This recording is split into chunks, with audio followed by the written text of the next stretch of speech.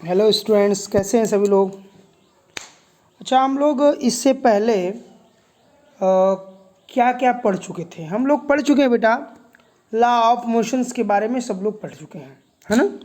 First law of motion, second and third law of motion, ये सब हम लोग कर चुके हैं। ओके, अब हम लोग पढ़ने जा रहे हैं, इनर्शिया के बारे में पढ़ चुके हैं हम लोग, और क्या कहते हैं, मोमेंटम के बारे में पढ़ चुके हैं। ये सब हम लोग क्लियर कर चुके हैं।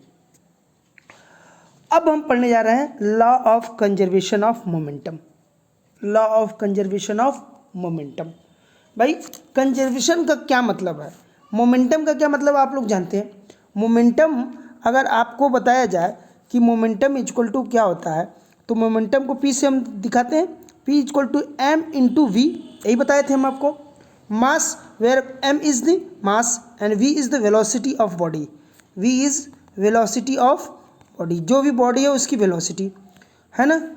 ये कोई ज़रूरी नहीं है, अगर नॉन मोमेंटम तभी जीरो होगा जब वो नॉन मूविंग बॉडी होगी। अगर वो मूव नहीं कर रही होगी तो वो जीरो, मास तो होगा ही, भाई बॉडी है तो मास तो होगा ही होगा। तो मोमेंटम उसी कंडीशन में जीरो होता है जब आपका क्या होता है, वेलोसिटी उस बॉडी की जीरो, यानी वो मूव नहीं कर रही है। ये सब चीज़ें हम लोग देख चुके हैं। कंजर्वेशन का क्या मतलब है कि बेटा जो पहले था चीज़ वो आज भी है, मतलब वो चेंज नहीं हुआ, यानी बदला है, खाली वो घटा बढ़ा नहीं है, कंजर्व रहा है, वो बराबर है। ठीक, जो 10 साल पहले था वो आज है, जो मतलब पहले क्वांटिटी थी वो आज भी है। ठीक, इसी का मतलब होता है क्या, कंजर्वेशन, यानी law of conservation of momentum. यानी यहाँ पर मोमेंटम क्या है, जो पहले रहेगा वो बाद में भी रहेगा। यानी जो पहले है, मान लीजिए पहले मोमेंटम 10 है तो बाद में भी मोमेंटम 10 होगा। बाद का क्या मतलब है, अब हम लोग देखते हैं। सपोज करो हमने क्या बोला कि आपसे हमने क्या बोला कि थर्ड लॉ ऑफ मोशन, नहीं, हमने अभी आपसे क्या बोला कि मोमेंटम कंजर्व रहेगा। सपोज करो कि दो बॉडी हैं और दो बॉडी एक ए है एक बी, ये दोनों टकरा गई। ठीक, तो जो पहले टकराने से पहले का मोमेंटम है और टकराने का बाद का मोमेंटम, वो क्या होगा, सेम रहेगा। वो क्या रहेगा, सेम रहेगा, कंजर्व रहेगा। चलिए उसी के बारे में हम लोग देखने आ रहे हैं आज, उसी के बारे में हम लोग देखेंगे। चलिए, during any collision total momentum before collision is equal to the total momentum after collision. Collision का मतलब वही टकराना, एक दूसरे से मिलना, टकराना।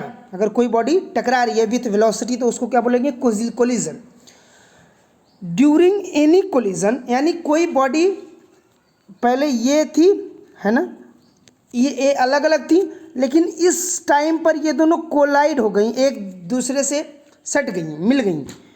तो वो बोल रहे हैं कि ड्यूरिंग एनी कोलिजन, यानी इस समय जो टोटल मोमेंटम इस ये वाला होगा और जो टोटल मोमेंटम ये वाला होगा, वो दोनों क्या होगा, इक्वल होगा। इसका क्या मतलब है, ये है बिफोर कोलिजन और ये क्या है, ये है आफ्टर कोलिजन। ये क्या है, आफ्टर कोलिजन है, और ये क्या है, बिफोर कोलिजन, यानी टकराने से पहले का कोलिजन और टकराने के बाद का कोलिजन। ठीक है, इसको नोट कर लीजिए आप लोग, ये नोट कर लीजिएगा क्या, during any collision total momentum before collision is always equal to the total momentum after collision. यानी मोमेंटम होता क्या है यार, अगर भाई एक ही बॉडी में कोलिजन तो नहीं होगा, एक ही बॉडी कैसे टकरा जाएगी। कोलिजन के लिए दो बॉडी होना जरूरी है, कोलिजन के लिए दो बॉडी होना जरूरी है। तो दो बॉडी होंगी तो दो मास होंगे, दो बॉडी होंगी तो भले उसका मास इक्वल है, लेकिन मान लो मास इक्वल अगर आप मान रहे हैं तो, लेकिन यहाँ पर नहीं मानना, दोनों बॉडी हैं तो दो अलग अलग बॉडी हैं। ठीक, एक का मास हमने एम ए मान लिया और एक का मास एम बी मान लिया। ठीक, इसकी वेलोसिटी यू ए मान ली, इनिशियल वेलोसिटी, और इसकी यू बी मान ली, इसका यू ए और इसका यू बी। इतना चीज़ समझ में आ रहा है कि नहीं आ रहा है। चलिए आगे देखते हैं। अगर ये इनिशियल वेलोसिटी है, ये इसकी ये इसकी इनिशियल वेलोसिटी है, इसकी कब कब है, जब वो टकराने से पहले, यानी इनिशियल मतलब बिफोर कोलिजन, बिफोर कोलिजन है ना, ये बिफोर कोलिजन में टकराया नहीं है, अभी जा रहे हैं। तो ये इसकी इनिशियल वेलोसिटी, ये इसकी इनिशियल वेलोसिटी है।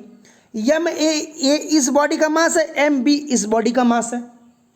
हम आपसे बोल रहे हैं, यहाँ थोड़ा समझने, हम आपसे बोल रहे हैं कि ये दोनों बॉडी टकराएंगी। कब टकराएंगी भाई बताओ? अगर इस एम बी का मास और एम बी की वेलोसिटी अगर ज़्यादा हो तो ये भाई आगे निकल जाएगा, ये ज़्यादा है तो ये कम होगी ना, तो ये ऑलरेडी आगे है तो ये तो आगे निकल जाएगा, टकराएगा ही नहीं कभी। ऐसा कभी होगा क्या? यानी इसका मतलब एक पॉइंट आपने समझ लिया कि अगर ये दोनों बॉडी कोलाइड करेंगी, कोलिजन होगा, तो यू ए ज़्यादा होना चाहिए। किससे? यू बी से। इतना समझ में आया कि नहीं आया? इतना समझ में आ गया होगा आपको। अब हम लोग नेक्स्ट पेज पर चलते हैं। देखो, हम आपको इसमें क्या बताएं कि अगर दो बॉडी मूव कर रही हैं, दो बॉडी मूव कर रही हैं किस वेलोसिटी से, एक यू ए से मूव कर रही है, एक यू बी से मूव कर रही है। अगर यू बी ज़्यादा है, मान लीजिए इसकी वेलोसिटी ज़्यादा, बराबर होगी तो भी हो सकता है क्या कोलिजन, जो गैप है वो मेंटेन ही रहेगा। ए भी 5 मीटर पर सेकंड से, ए भी 5 मीटर पर सेकंड से अगर जा रही है तो दोनों के बीच का जो गैप है वो भी मेंटेन रहेगा, तो कभी कोलिजन होगा ही नहीं। कोलिजन के लिए एक ही केस हो सकता है कि अगर इसकी वेलोसिटी एक ही ज़्यादा हो तो ही कोलिजन पॉसिबल है, अन्यथा कोलिजन पॉसिबल नहीं है, अन्यथा कोलिजन पॉसिबल नहीं है। ये चीज़ आप लोग नोट कर लीजिएगा। अभी आगे हम आप लोगों को दिखा रहे हैं, आगे दिखा रहे हैं। देखो, एक केस हमने बनाया था कि ये बिफोर कोलिजन है, ये ड्यूरिंग कोलिजन और ये आफ्टर कोलिजन। यानी इसका अगर हमने वेलोसिटी यू ए माना और इसका यू बी माना, ठीक, तो यहाँ वी ए होगा यानी बिफोर आफ्टर कोलिजन, और ये क्या होगा, वी बी होगा। यही तो बोले थे हम, यही तो आपको बोले थे भाई। इसमें क्या दिक्कत है आपको? इसमें तो आपको कोई समस्या होनी ही नहीं चाहिए इतना तक का। क्या बताएं आपको, इससे पहले तो सब कुछ बता चुके हैं। यानी अगर भाई देखो, टकराएगा, जब दोनों बॉडी एक दूसरे में टकराएंगी तो कुछ समय लगेगा, मान लो 1 सेकेंड ही लगा तो वो टाइम लगा ना, तो वो टाइम यानी ये टी क्या है, टाइम ऑफ कोलिजन है। टी क्या है, टाइम ऑफ कोलिजन है, नोट कर लीजिएगा। टी क्या है, टाइम ऑफ कोलिजन है। यानी यहाँ पर हमने क्या कहा, अगर ये ड्यूरिंग कोलिजन वाला केस होगा, कब, जब U A is greater than U B. ये तो आपको अभी हम समझा चुके हैं, तभी कोलिजन होगा, नहीं तो कोलिजन पॉसिबल ही नहीं है। एक कंडीशन आपने ये मान लिया। दूसरा कंडीशन माना कि इस पर भाई और कोई फोर्स हमको देखना नहीं है, it is isolated, it is isolated, यानी ये जो चीज़ें हो रही हैं वो अलग से हैं, और कोई फोर्स है नहीं, जैसे फ्रिक्शन फोर्स, वो सब फोर्स नहीं है यहाँ पर, और कोई दूसरा फोर्स नहीं है। तो यहाँ लिखेंगे no other force involve, no other force, no other force involve, ठीक है, यानी और कोई दूसरा फोर्स नहीं। ये दोनों चीज़ तो हमने देख लिया। एक चीज़ और इसमें थर्ड नोट कर लीजिए, थर्ड चीज़ और नोट कर लीजिए कि ये जब कोलिजन हो रहा है ना बेटा, तो ये दोनों बॉडी हैं, जो दोनों बॉडी हैं उनका कोई मास लूज नहीं हो रहा है, मास लूज नहीं हो रहा है, यानी जो कोलाइड कर रही है तो कोई चीज़ इरोड नहीं हो रहा है, ख़त्म नहीं हो रहा है। यानी यहाँ लिखेंगे नो मास लॉस, ठीक। इतना चीज़ आपने नोट कर लिया, इतना चीज़ नोट कर लिया। अब हम आपको आगे ले चलते हैं, आगे ले चलते हैं। देखो, हमने आपसे क्या बोला था कि total momentum after collision, total initial momentum वही after collision equal to total momentum before collision. यानी हम इसको लिखे total initial momentum is equal to total final momentum. आप लिख सकते हैं, हाँ कहें हाँ सर लिख सकते हैं। इसका क्या मतलब बेटा, देखो इनिशियल मोमेंटम क्या था हमारा, इनिशियल मोमेंटम क्या था, देखो इनिशियल मोमेंटम अगर हम इसका लिखेंगे यानी इसका लिखेंगे तो M A into U A और इसका M B into U B. अरे भाई मोमेंटम क्या होता है, मास इंटू वेलोसिटी। तो ए का मोमेंटम लिखना है तो M A into U A, और इसका M B into U B. तो इन दोनों को एडिशन कर देंगे तो ये पूरा इनिशियल मोमेंटम मिल जाएगा। उसी तरीके से before after collision V A into M A और V V into M B. आप कहेंगे हाँ सर अब समझ में आ रहा। चलिए आगे देखते हैं। तो यहाँ पर लिख सकते हैं M A U A plus M B U B is equal to M A V A plus M B V B. यही तो हमको प्रूफ करना है।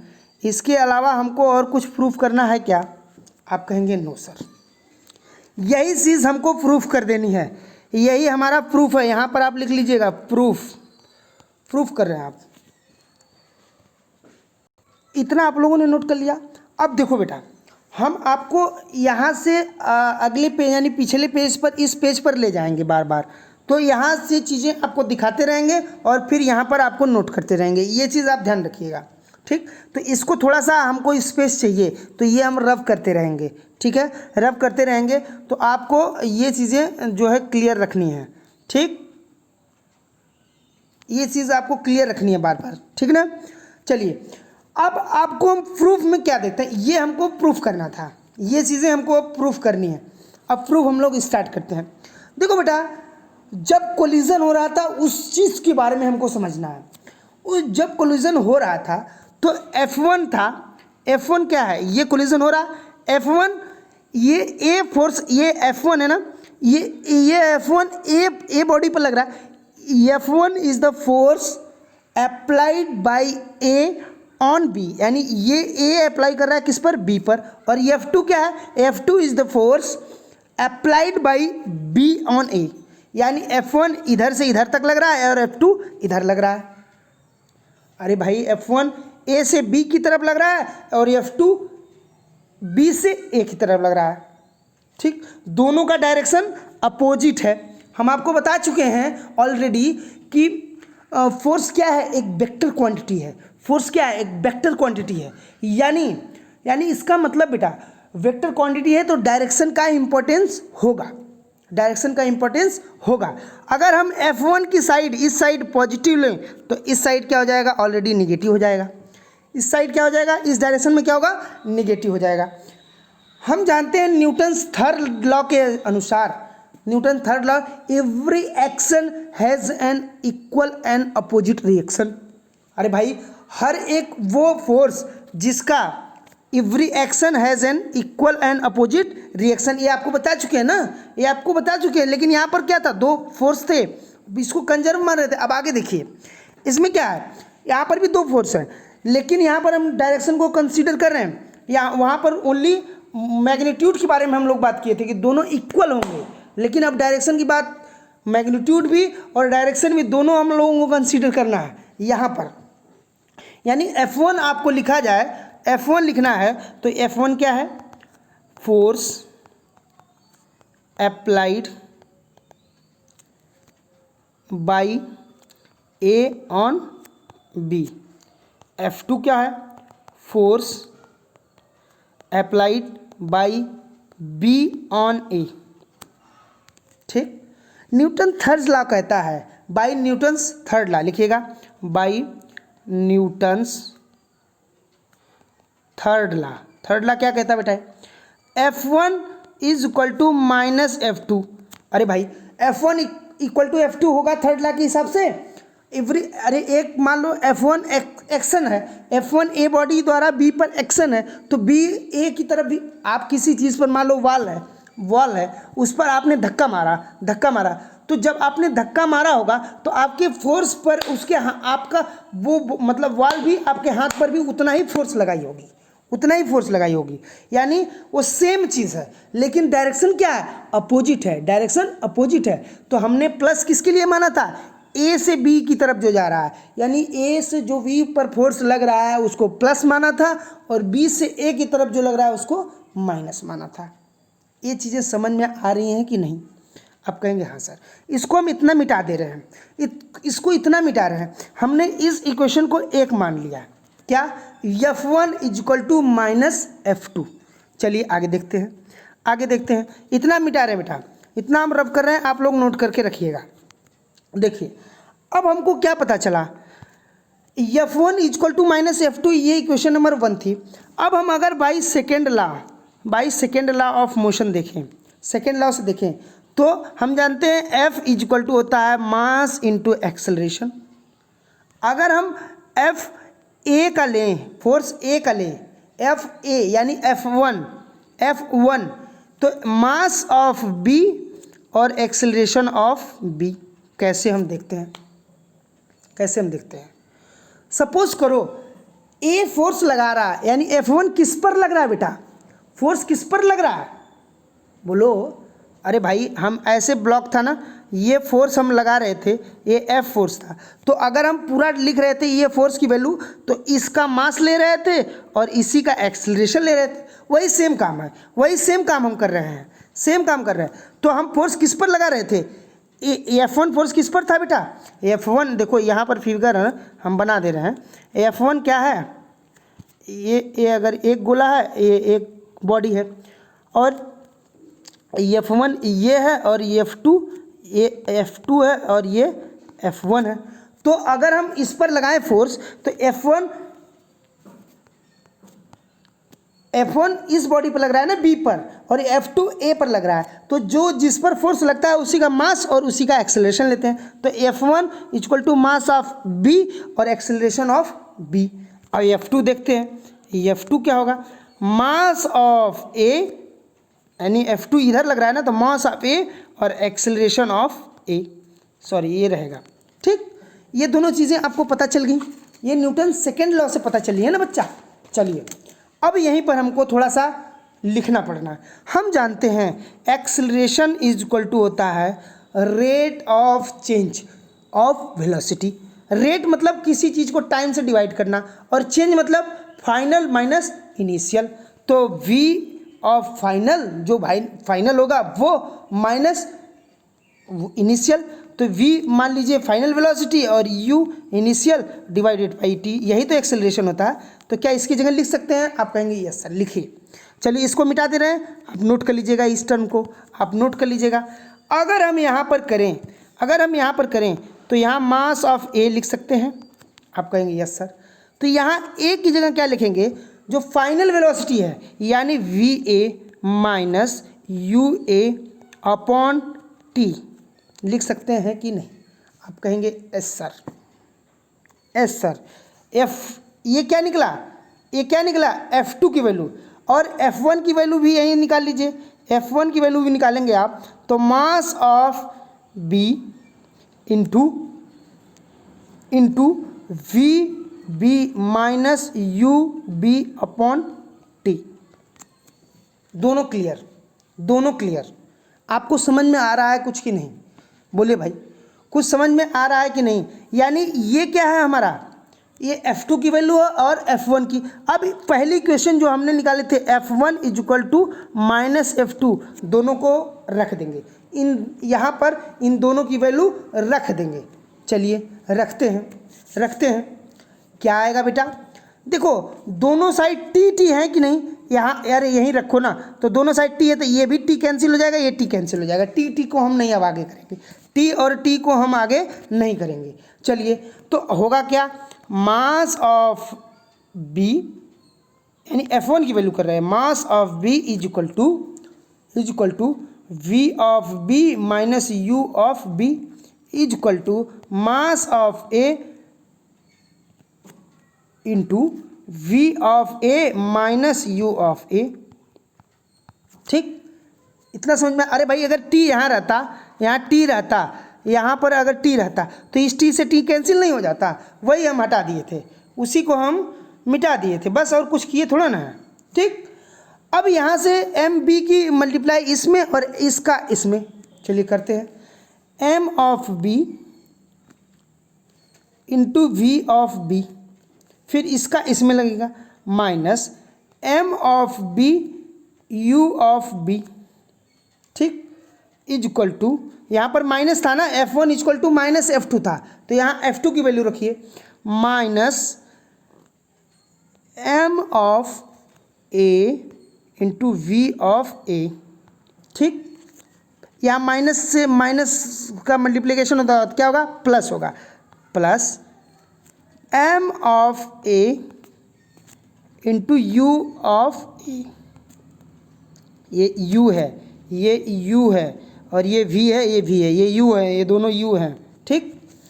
अब हम आपको अगर प्लस माइनस इधर उधर किया जाए तो इसको अगर यहाँ ले आएंगे तो प्लस हो जाएगा, इसको इधर ले जाएंगे तो भी प्लस हो जाएगा। चलिए चलिए करते हैं, m of b v of b plus m of a v of a is equal to m of a u a plus m of b u b, ठीक।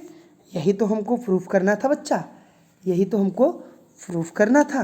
देखो ये इनिशियल मोमेंटम है और ये फाइनल मोमेंटम, आप check कर लो, check कर लो। यानी इसको अगर हम m of a u a is plus m of b u b is equal to m of a v a plus m of b v b कर दें तो ये हमारा इनिशियल मोमेंटम था और ये हमारा फाइनल मोमेंटम है। Initial momentum is equal to final momentum. आपको क्लियर हुआ कि नहीं? ये चीज़ें आप वीडियो पॉज कर करके रोक करके देख लीजिएगा, इम्पॉर्टेंट है। इस पर क्वेश्चंस आते हैं, मैं कराऊंगा अभी क्वेश्चंस, अभी कराऊंगा मैं क्वेश्चन, डोंट वरी, ठीक। या अगर ज़्यादा लंबी वीडियो बन जाएगी तो नेक्स्ट वाले में मैं करा दूंगा, डोंट वरी। आपको ये कंजर्वेशन ऑफ मोमेंटम समझ में आया कि नहीं? समझ में आया? चलिए, अगर समझ में आ गया है तो थोड़ा सा कुछ केसेस ले लेते हैं। रिकॉइल ऑफ गन, हेडिंग डालिएगा रिकॉइल ऑफ गन, ठीक।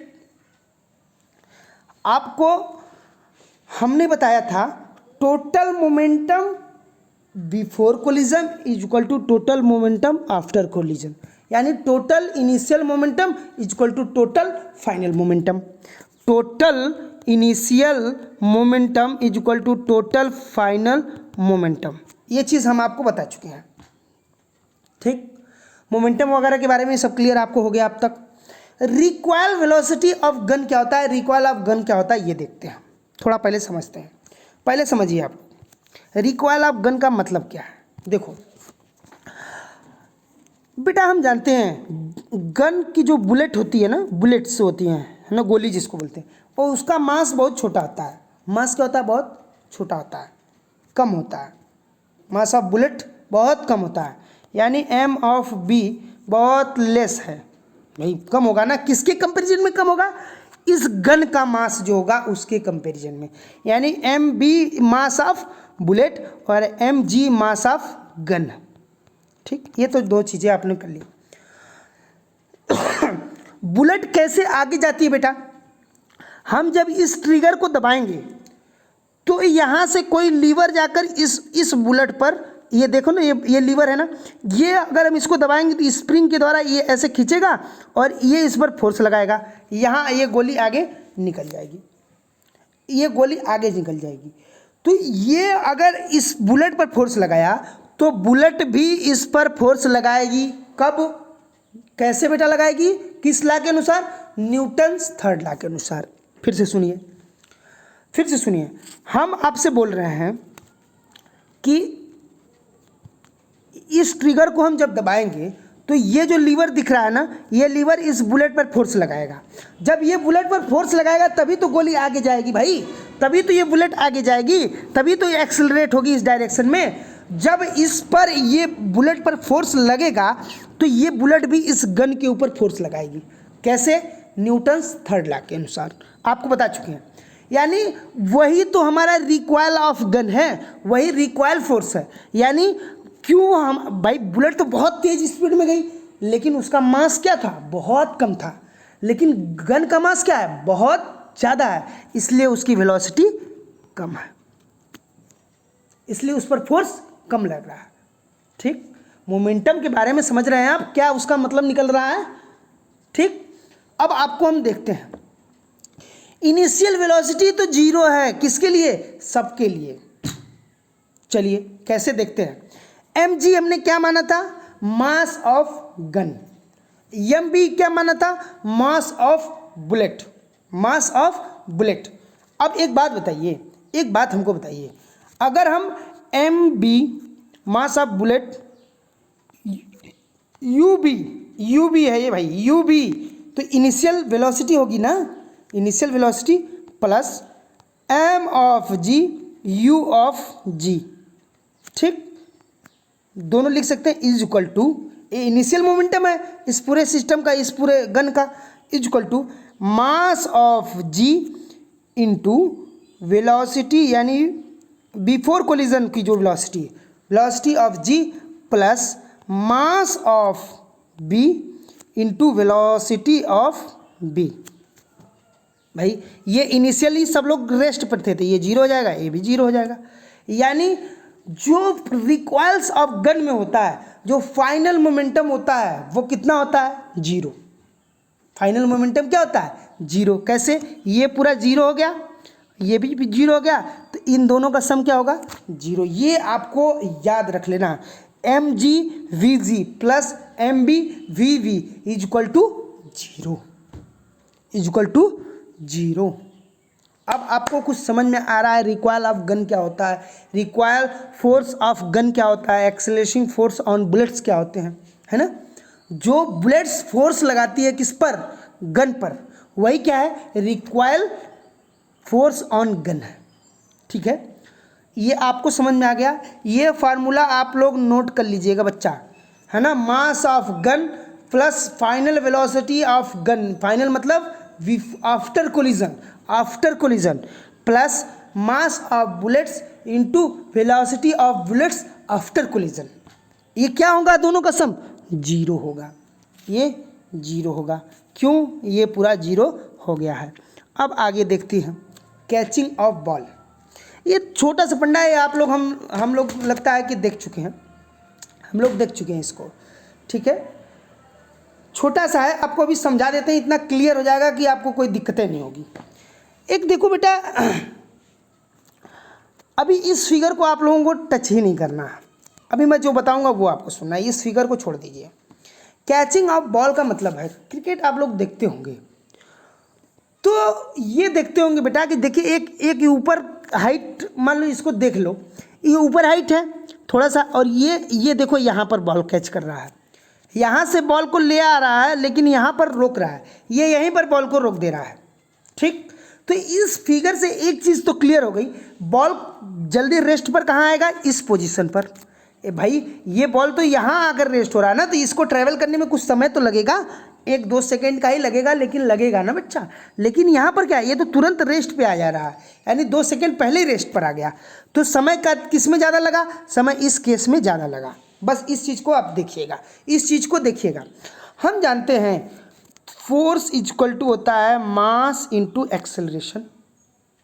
ठीक, मास इंटू एक्सेलरेशन। भाई दोनों का टाइम ऑफ कैचिंग क्या है, अलग अलग है ना, इसका टाइम ऑफ कैचिंग अलग है, इसका मान लो t1 है, इसका मान लो t2 है, t2 है, तो यहाँ t1 is less than t2, यानी t2 ज़्यादा लग रहा है ना, इस केस में बेटा टाइम ज़्यादा लग रहा है।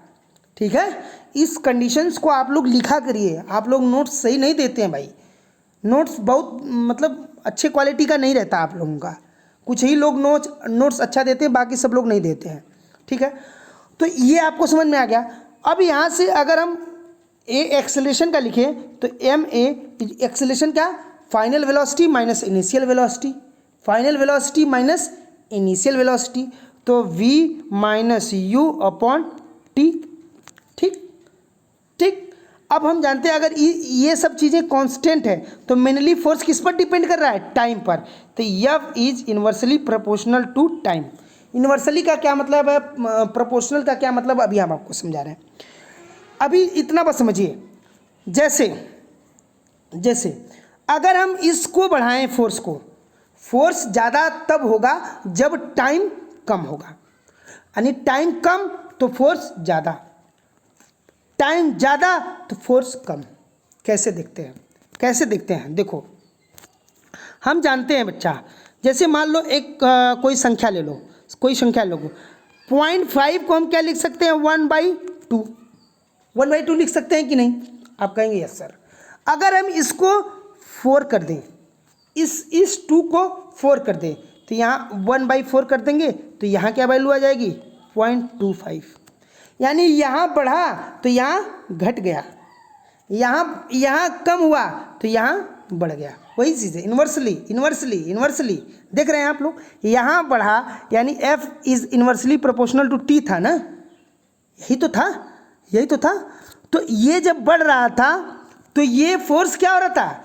कम हो रहा था। जब ये बढ़ रहा था तो ये कम, जब ये बढ़ रहा है तो ये कम। ठीक, इतना समझ में आया? इतना समझ में आ गया होगा, मुझे लग रहा है कोई समस्या नहीं आप लोगों को। चलिए अब देखते हैं। देखो, अरे भाई अल्टीमेट एम क्या है? अल्टीमेट एम ये है बेटा कि दोनों को रेस्ट पर लाना है। दोनों को किस पर लाना है? दोनों केस में बॉल क्या हो रहा है? रेस्ट पर आ रहा है, लेकिन दोनों का टाइम ऑफ कैचिंग डिफरेंट है। ठीक है, तो अगर टाइम ऑफ कैचिंग कम है, यानी कम है, तो फोर्स क्या होगा? ज़्यादा होगा, फोर्स ज़्यादा होगा। अब टाइम ऑफ कम किस में है? टाइम ऑफ कम इस वाले में है।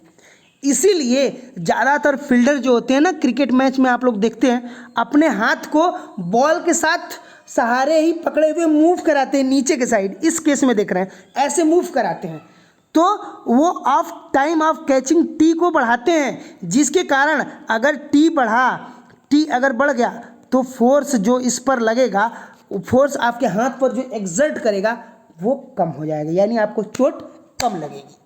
आपने फंडा को समझा कि नहीं? अभी तक तो यहाँ हम आपको यही समझा रहे थे, फोर्स सोर्स। अब यहाँ पर आपको समझ में आ गया होगा।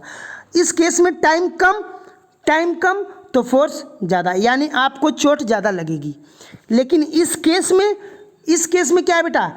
टाइम ज़्यादा तो आपको चांसेस ऑफ इंजुरी कम, यानी चोट कम लगेगी। कुछ समझ में आया कि नहीं? इसीलिए जो भी कैचर्स होते हैं, जो भी मतलब फील्डर्स होते हैं, आपने देखा होगा कि जब बॉल को कैच करते हैं तो अपने हाथ को नीचे स्लाइड कराते हैं, यानी जो बॉल को रोकने में समय लगाते हैं, फाइनल वेलोसिटी को 0 करने में जो समय लगाते हैं, वो ज़्यादा हो जाता है, जिसकी वजह से जब टाइम ज़्यादा तो फोर्स भी कम हो जाएगा। जब टाइम ज़्यादा तो फोर्स कम, जब टाइम कम तो फोर्स ज़्यादा, इसीलिए उसको अपने साथ स्लाइड कराते हैं। समझ में आ रहा है? अब समझ में आ रहा है। अब हम लोग बेटा हर एक चीज़ कर चुके हैं। आज हमने आपको कंजर्वेशन ऑफ मोमेंटम पढ़ाया, रिकॉइल ऑफ गन पढ़ाया, कैचिंग ऑफ बॉल दिया, है ना, और रॉकेट प्रोपल्सन के बारे में हम आपको ऑलरेडी बता चुके हैं। थर्ड लॉ में वो एक बुलेट वाला केस नहीं बताए थे, जिसमें एक बुलेट में जो फायर लगाते हैं, तो जब बुलेट्स ऊपर, अरे पटाखे में जब ये पटाखा है और इसमें हम लोग फायर जब लगा देते हैं, आग लगा देते हैं, तो ये ऊपर की तरफ भागता है। तो जब ये ऊपर कैसे जाता है? ये जो इसमें वो होते हैं, क्या होते हैं, जो एक्सप्लोसिव होते हैं, जो इसमें होते हैं ना, तो वो जब जलते हैं तो ये ऊपर की तरफ जाता है। और ये ऊपर कैसे जाता है? ये जो जलकर फोर्स एयर की साइड इस साइड लगाते हैं, तो एयर भी इसके साइड ऊपर फोर्स लगाती है, इसलिए ऊपर जाते हैं वो लोग। ठीक है, Newton's third law, air molecule भी रॉकेट इस बॉडी के ऊपर फोर्स लगाते हैं, इसलिए ऊपर जाते हैं। ठीक, बस और कुछ नहीं है इसमें, ये आपको ऑलरेडी बता चुके हैं। ये आप लोग अपने से लिख भी सकते हैं और बहुत बड़ी बात नहीं है, इसको आप लोग कर लीजिएगा। ठीक है, तो अगले वीडियो में, थोड़ी सी वीडियो लंबी हो गई, आपको समझाने में समय लग गया। अगली वीडियो में हम लोग देखेंगे बेटा इसके क्वेश्चंस के बारे में। आपको एक होमवर्क हम दे रहे हैं, आज होमवर्क दे रहे हैं। क्वेश्चन नंबर 2 से लेकर के 2 to 11 तक आप लोग हर एक एक्सरसाइज के क्वेश्चंस को ट्राई करके हमको भेजेंगे। ठीक है, ट्राई करके भेजेंगे। फिर हम आपको कल मतलब मंडे को आप लोगों को इस चीज़ का एक्सरसाइज, आपका हर एक सॉल्यूशन मैं दूंगा, डोंट वरी, हर एक क्वेश्चंस को करा दूंगा। कुछ एक्स्ट्रा क्वेश्चंस भी मेरे पास हैं, उनको भी करा दूंगा। ठीक है, तो आप लोग घबराइए नहीं, इसको करते रहिए। और जितना भी है हमको नोट्स भेजिए भाई, अब सबका नोट्स चाहिए हमको, तो आप सभी लोग नोट्स भेजिए हमको। Okay, thank you.